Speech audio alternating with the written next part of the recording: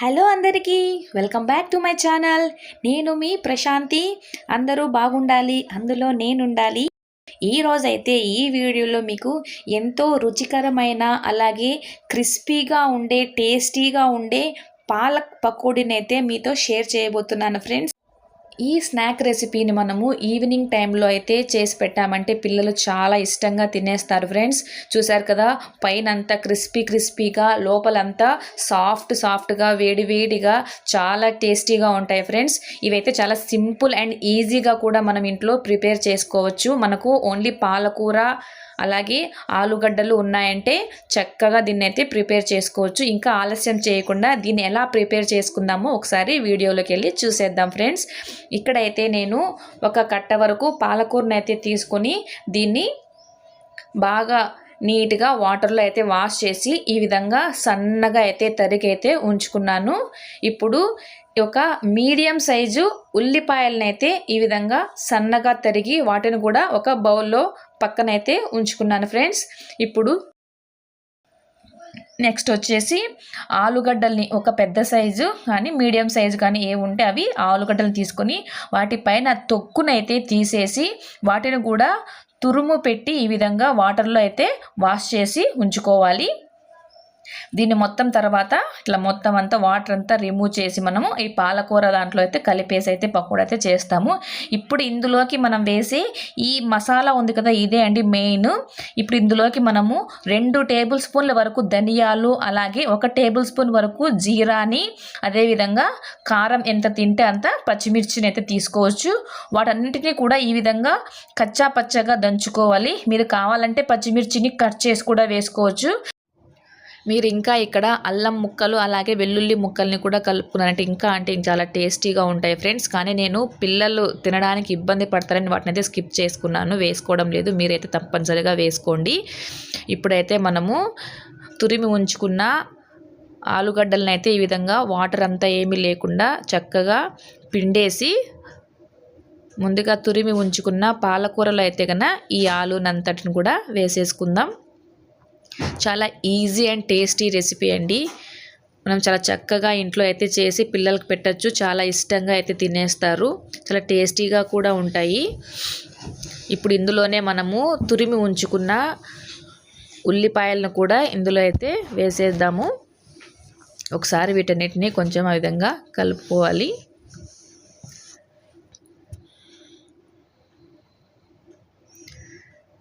ఇప్పుడైతే మనము ఇందులో మనం ముందుగా దంచి ఉంచుకున్నాం కదా ధనియాలు అలాగే జీలకర్ర అదేవిధంగా పచ్చిమిర్చి పేస్టు దానంతటిని కూడా మనము ఇందులో అయితే వేసేసుకుందాం.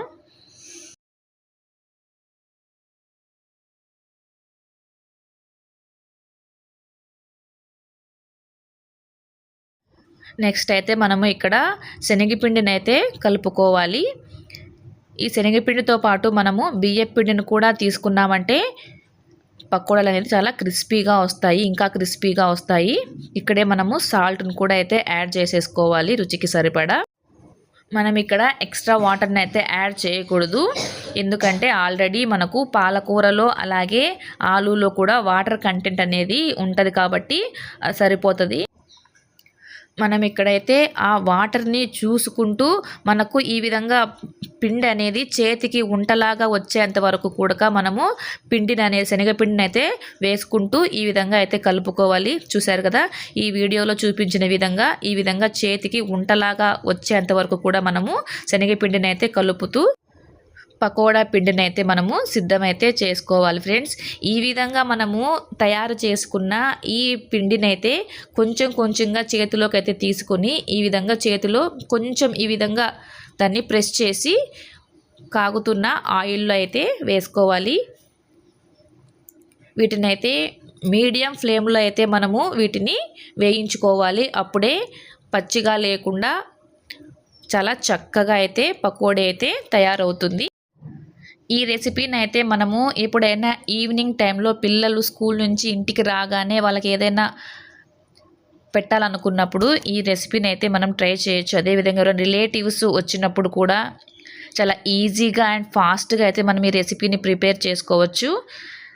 ఇంట్లో పాలకూర అదేవిధంగా 2 ఉల్లగడ్డలు ఉన్నాయంటే ఈ రెసిపీని అయితే మనము ఈజీ అండ్ ఫాస్ట్గా అయితే టేస్టీగా కూడా ఉంటుంది కాబట్టి చాలా చక్కగా అయితే ప్రిపేర్ చేసుకోవచ్చు.